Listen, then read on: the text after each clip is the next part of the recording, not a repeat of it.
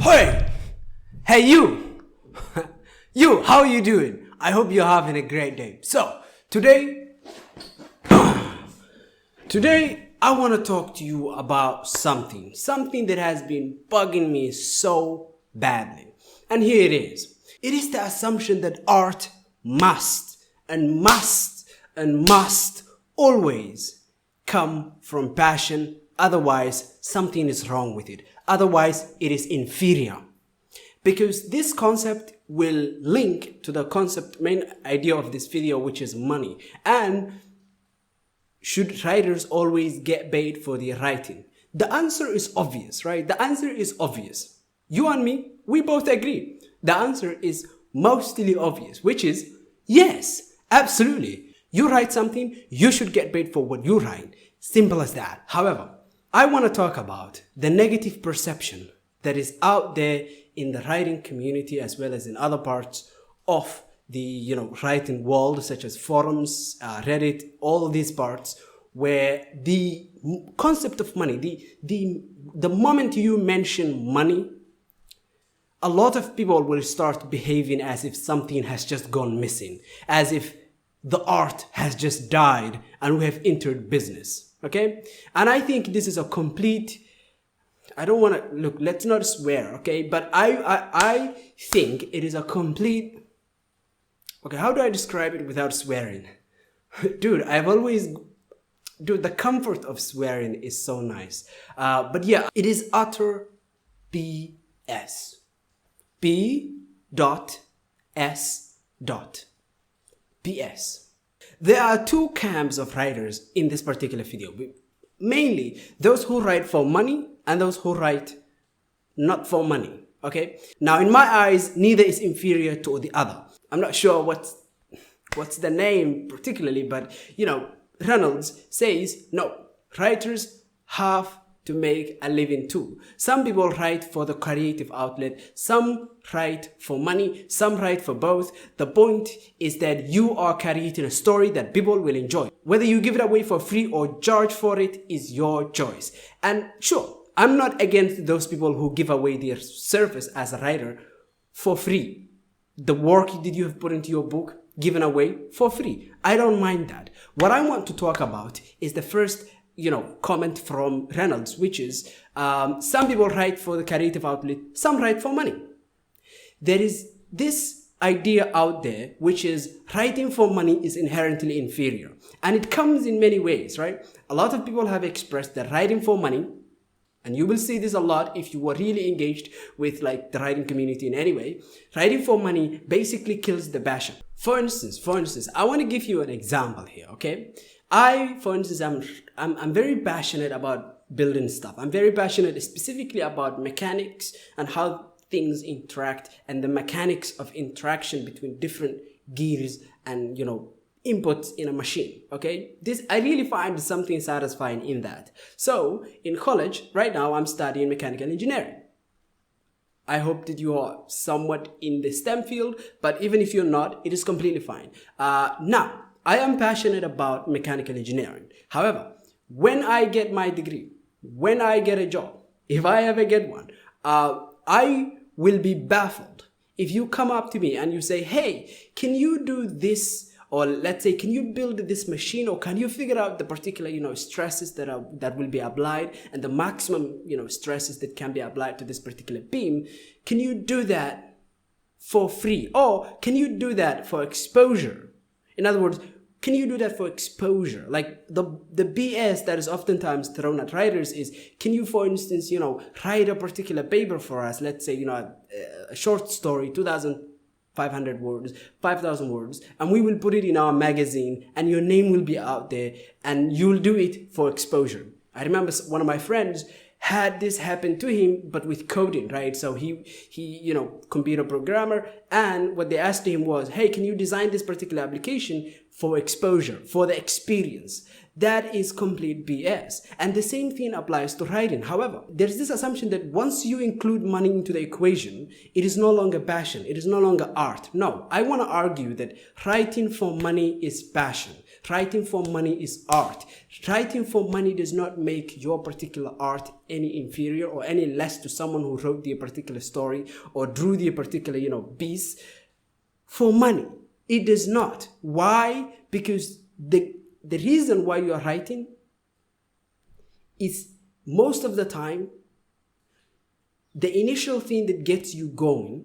Once you are writing a story, you have to put the passion into the story. And once you finish writing that story, you have to put it out there, right? Let's say you put it out there, it sells or it doesn't, right?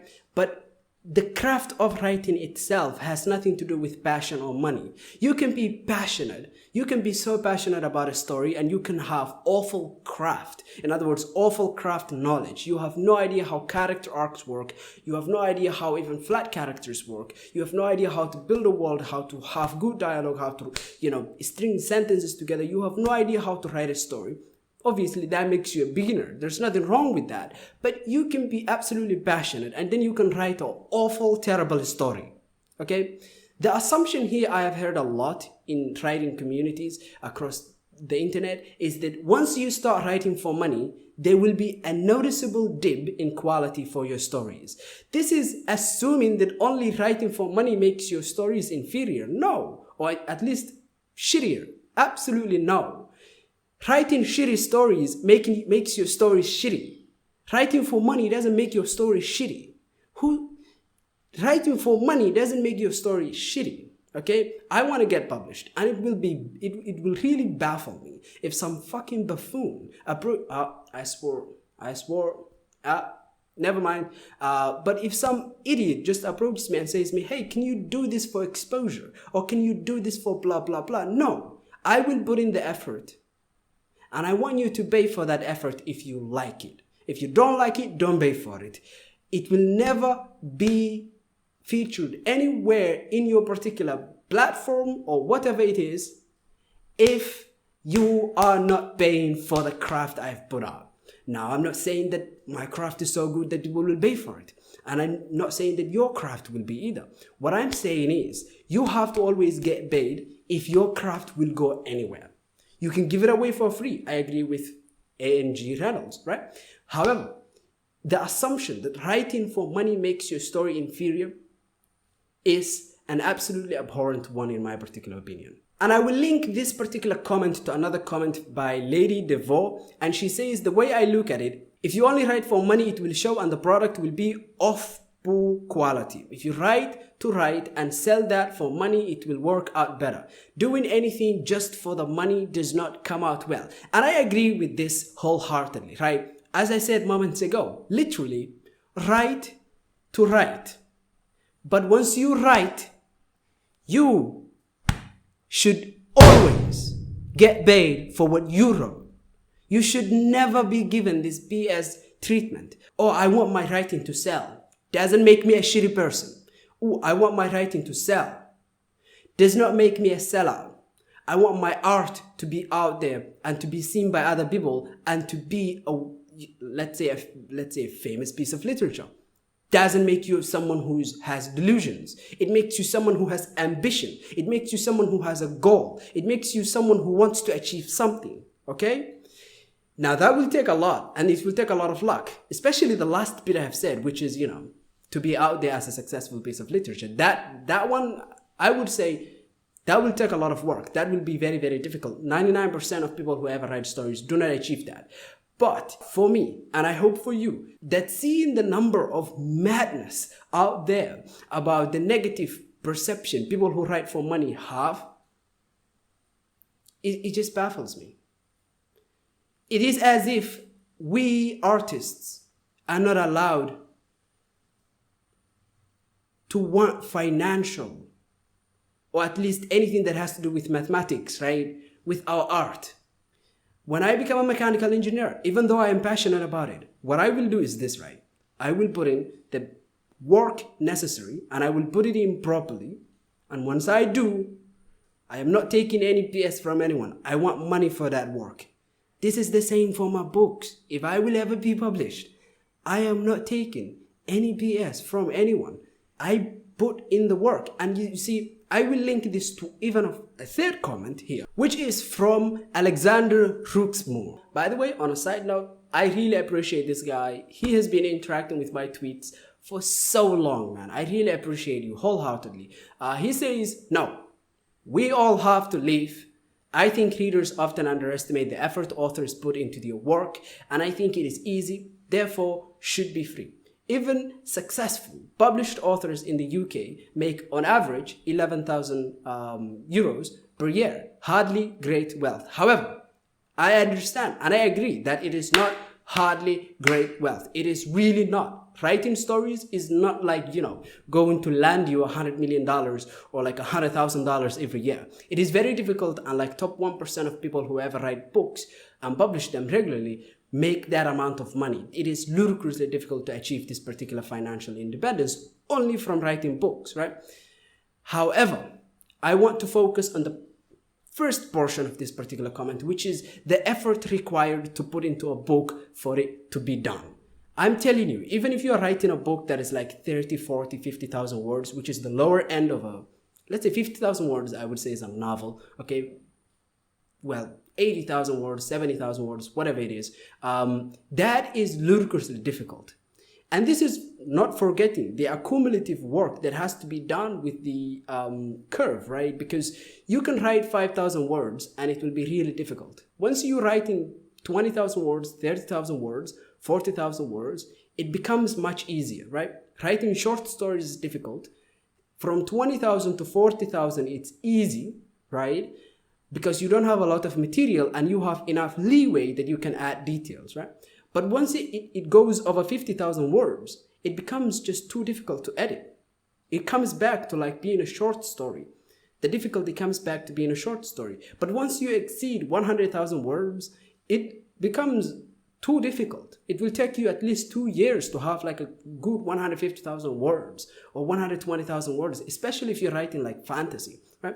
And so to go out there and to have this particular popular narrative, and I say it is a popular narrative, and this is why it baffles me and this is why it angers me, because money is not bad.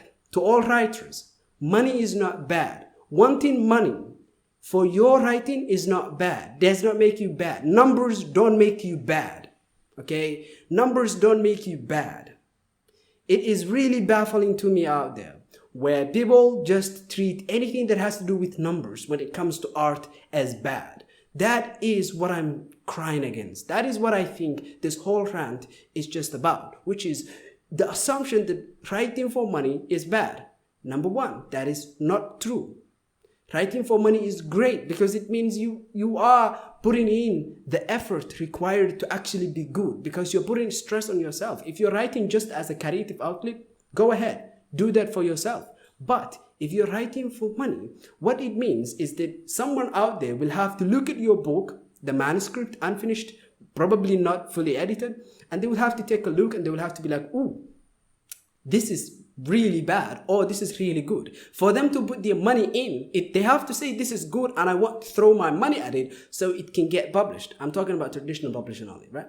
So this means you have to really write something better. You have to know your craft. You have to know the details of writing a story. You have to do a lot of things if you want others to invest in your story, right? So writing oftentimes to get published and to make money after you publish, in other words, writing for money, it means ultimately and generally that you are going to have to get better.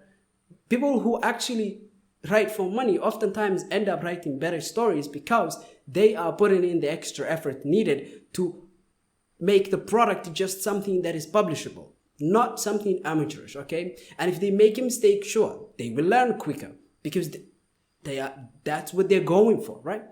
And so I want to emphasize, money is not bad. Wanting money for your art is not bad. Someone who builds a house does not build a house for exposure. That is bullshit. Someone who builds a house for money. Maybe they do it as a creative outlet, but after they finish it, you better pay up because you're not going in that house. And well, civil engineering works that you pay before. There's a lot. You don't just pay after, okay? You pay before. So I hope that you can see where I'm coming from, which is this particular narrative that I want to stem out. I want to kill it. I want to choke it, and I want to get it out of people's minds. That writing for money makes your story worse. Some people have expressed, which is the final comment for this video, some people have expressed, writing for money also means that you will have to write popular stuff, right? Stuff that is generally just popular. This comment comes from Sarah Bushway. When you write to sell, you have to write what's popular and selling, or else you won't make money. That means it's just more of the same stuff that's been selling, being copied over and over. It's not the worst thing, but nothing ventured, nothing gained. I do agree with this sentiment to an extent. It means oftentimes if you want to sell in the market, you have to sell, generally what's out there. In other words, what's popular. However, you have to understand, no popular book out there takes something that is literally in the market and copies it with different names and different characters and succeeds. Look at the countless, Harry Potter, copycats or Twilight or like Hunger Games. All of those books tried to copy the successful few, and they have mostly failed. No one knows the names of a lot of Twilight, copycats.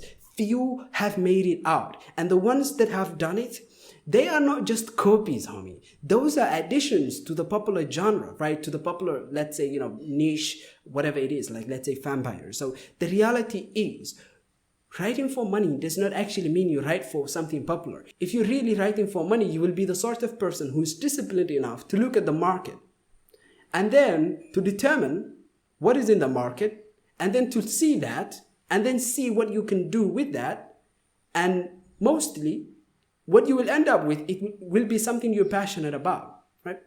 For instance, like a couple years ago, I wrote this particular story that had to do something with vampires. But generally speaking, I ended up writing, nomadic vampires in the Middle East, chasing each other and killing each other for resources. There was no love triangle. There was nothing. It started with like something that was popular, but it ended up in a completely different way. I ended up not going anywhere with that book, but I learned a lot from it, right? I learned a lot from it. And I mainly learned that, generally writing for money does not mean you have to write what's popular. It means you have to, generally speaking, write something that is familiar. However, once you take the familiar, you have to put your own spin on it. Because if you take the familiar and you give the people the familiar, they don't take it. Humans work in two ways when it comes to, like starting something new. They need a novelty, but they also need something that is familiar. Everything out there is mostly copied from something else. It's just a slight different spin. For instance, right? A book that I'm planning to read right now, and I've seen a lot of reviews for, I haven't finished it, but generally speaking, the consensus is Poppy War, right? Poppy War is this fantasy book where, we have a protagonist who goes into a school that is very famous. However, quickly the book is a very famous book. And it has like a Harry Potter element where a character who's generally speaking very low in the social hierarchy goes to a school. That is the trope, that is the familiar, right? But the novel has to always be there. And the novel bit in here is soon enough, from what I've read, the character goes out of the school and they venture out into the world, okay? And this is very, very awesome. For instance, if you look at Mistborn, you have a general heist story, right? That is a heist. We're familiar with it. The squad, someone may be like very skilled or very adept, very clever, but generally speaking, they're nobody. They go and they, join a squad that each one have like, ability, and they all come together to perform the job. And ultimately, what ends up making that heist story really interesting, Mistborn, is it is the element or the fact that this is a heist fantasy, okay? It is a heist fantasy. So it is taking the general heist story and it's adding fantastical elements to it, and that makes it really amazing. It makes it really amazing. You would be surprised how amazing it is. I recommend that you read it. It's really amazing. I sound like a broken record, but I hope that you understand me. Writing for money or with numbers in mind does not mean you write what's popular. It means you are the sort of person who's clever enough to look at the market and understand all of those people who did 100% copycat never succeeded. And the few that succeeded with something that was already familiar, that was already established in the market, were people who took that, the main idea, and they added their own spin to it. If you add in your own spin, it's your passion, it's your craft. It's not something that is just, completely hard-boiled, right? When you write for passion, it means you're writing, well, you're writing for passion, sure, but you're writing with logic and so on and so forth. When you write for money and with numbers in mind, your story is not necessarily going to come out inferior. If your story comes out inferior, that's because you abandoned the craft of the story. In other words, it's your fault. It's literally not the technique that you are using, which is, okay, so what is in the market? What is popular? Okay, let me take that. Let me add my own spin. Okay, but doesn't mean we have to abandon what makes a good story. And then see to it that those elements are properly executed, okay?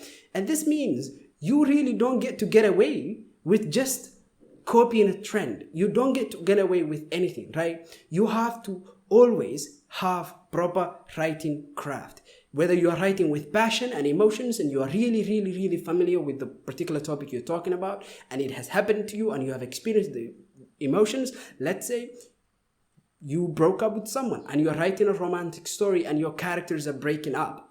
Okay, you know the pain, you know the heat, you know what happens in that particular moment. However, you still have to have good dialogue. You still have to have good prose. You have to describe it well. Let's say you are writing with numbers in mind. You went into Amazon and you grabbed like a whole set of books, and in a particular genre, you gave each one of them like, this happens, this is the main, premise, this is the premise, this is the premise.